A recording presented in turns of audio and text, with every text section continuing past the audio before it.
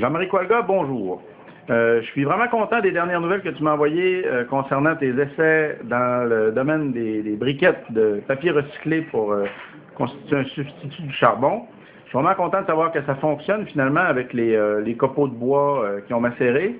Ça ouvre plein de perspectives. Je suis content aussi de comment ça avance pour ce qui est du projet de pépinière école dans les villages dans le coin de Tanguay. C'est vraiment super qu'il y ait déjà 10 écoles impliquées dans le projet. J'aimerais discuter avec toi, Jean-Marie, d'une possibilité. Pour l'instant, comme tu le sais déjà, on a commencé un projet avec des écoles en leur disant qu'on allait leur fournir les fonds qu'il faut pour planter une clôture. Il y a déjà des écoles en plus grand nombre que le nombre de clôtures qu'on est capable de financer.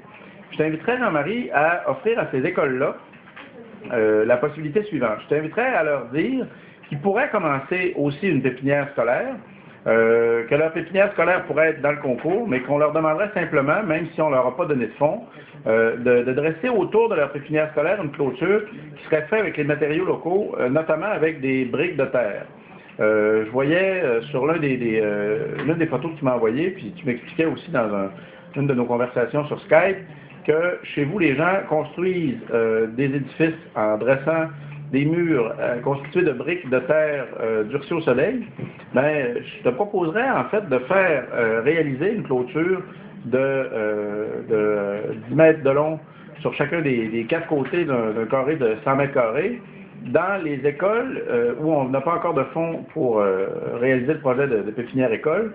Je t'inviterais donc à leur proposer de dresser une telle clôture pour pouvoir commencer leur pépinière école, même s'ils n'ont pas encore de clôture, pour pouvoir commencer donc à participer à l'espèce d'émulation collective qu'on proposait, là, en proposant de doter la pépinière école qui aurait eu les meilleurs résultats d'un ordinateur portable avec un lien Internet pour 1 an, puis un projecteur vidéo pour pouvoir projeter des films éducatifs à la meilleure école parmi les participants. S'il y a des écoles donc qui ne sont pas dans la liste de celles qu'on a décidé de doter d'une clôture, elles peuvent quand même participer. Il suffit qu'elles fassent la clôture elles-mêmes avec les moyens qui leur sont impartis par le milieu. J'aimerais avoir ton avis sur cette proposition-là.